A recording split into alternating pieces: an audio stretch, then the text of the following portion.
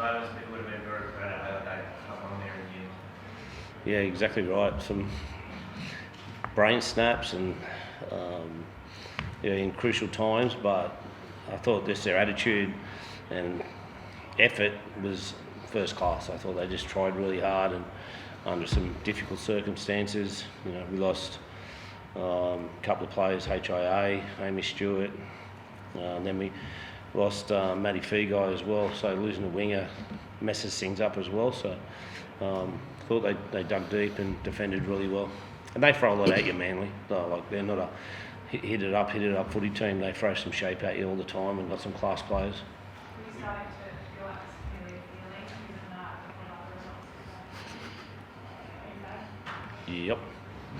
Yeah, I was, the 12-0 and they came back at us, but I thought we responded pretty well. There was just the effort that was there and the attitude to scramble, and we made some silly errors, and we just need to get them out. If we're going to be, go to that next level as a footy club, we need to get them out of our game, and that's what I need to, continue to drive into the group about stop putting ourselves under pressure. Opposition sides put you under enough pressure, but then we come up with some howlers. You came down the sideline and setting up. You were pretty upset. Can you explain what was going on? Well, I was upset because we got a player that I thought at the time was hitting the head, but it was a hip drop. And then we started play again we had 12 men, so we got penalised. So it was just a tricky one. Like, I know there was a lot going on the sideline, and to find out whether it was a HIA, because he didn't come off with a HIA, he came off with a leg injury, but the player got put on report, I think, for high contact. So it was real tricky on the sideline, and I didn't want to get involved in that, but I didn't want the play to start again with us with 12 men. I just thought, and we messed it up, Lara. We dropped the ball on tackle 1, but we shouldn't have started play with 12 men. It was an active play, right? So 18 players shouldn't have been activated. Correct. Even to the point where it was a free interchange, but they started play with us with 12 men. So we've got a player injured, taken off, and then we start play with 12. That was frustrating for me. Like, let's just wait till we get our foot. Why should we be penalised? But as I said, it was a tricky situation. I don't think it's happened too often, and I'm sure they'll look at it. Well, just back to the Jacob Little try. How encouraging is it that it's your key men? It's Lachlan Ellis, onto Carl Flanagan, onto Jacob Little for that try. They went after the game. Like, it was the last tackle short side raid. Instead of things that happened in the past, they took it and they scored from it. How encouraging is that? Yeah, they're an emerging group, that spine, Damien, Jacob Little, as you said, they're all emerging and getting combinations together, and especially, probably Kyle and Lockie, first grade halfbacks, probably it was questionable whether, they could get a team around the park and do their job, but I think they're both doing a really good job as NRL halves. What about Terrell Sloan tonight? Like, with Christian out injured, he could really pick up the slack. Look at the tries and the line breaks, but he's seen a lot of physical carries. Is that the progression in his game that you're most pleased about, just seeing that he's not just a flashy place now, he's actually doing the tough stuff as well? Yeah, he's a tough kid. He's like 94 kilos and loves to get in and do the contact and loves carrying the football. So he's just shown one hand. He could have scored, the flashy bit we see, the length of the field tries we know we can get, but also he's putting his hand up for the tough stuff at the back end of the field.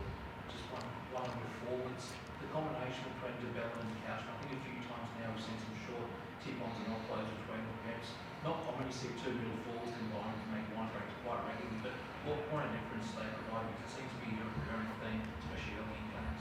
Yeah, I think Cookie probably answered that better. He's out there with them all the time. Yeah, no, they're working really hard to train, and they're a forward pack that you can just trust and you know what you're going to get from them. And that's what they've been working on training. They've got a lot of leg speed. We don't have the biggest pack, but they've got to have other tricks up their sleeve, and that's what they're doing. They're building some really good combinations, but they're working really hard. It's one of the hardest working forward packs I've been with, so I'm really enjoying playing behind them. What was the worry there, just all those shifts in momentum, and it sort of got half time, you probably didn't get enough reward for all the pressure you applied? Yeah, it was probably a fair point. We spoke about they probably threw the first punch after half time, and about 8 minutes in when they scored that try, probably took us another few sets to get back into it and take control again. But we knew we had to do a job on their big fellas, and they've also got a really good back five with a lot of speed and good feet as well. So we had to take good control of them if we wanted to get back into the game. So like Flano said, it was testing, but we were in a lead and we went on with it and got the job done when we didn't play a perfect finish to the game, but we got it done. Just take a bit away from those experiences, like they were painful lessons, but it sort of looks like the boys are taking it on board and are starting to close out those guys. Yeah, well, that's what exactly we spoke about. The last couple of weeks, that if you don't learn the lesson, as a footy team, as a coach and coaching staff, that we haven't done our job. So, some of the messaging that I've been having with the team, that I'm pretty sure it's been clear and regular, and they've done a really good job to respond. So, we've got some senior players in the group that, they know before I get to them that what needs to be fixed up. So, that's a positive for me. How's everyone physically heading into a huge game next week? Yeah, I don't think we'll see him for a while. It's swollen up pretty bad. He'll have X-rays, but the doctor's first thoughts are that it's a long-term injury, real long-term injury. So that's not good. Considering that we lost Christian Tupolotto last week as well. We get Emre Gula back from suspension. Unfortunately, we lost Hamish Stewart for a HIA early in the game, so he'll miss next week. But we're next man up mentality. I know you hear it a lot, but I think we're in reasonable good shape. Well, I think that was pretty tough last year. Pretty tough day for the club here.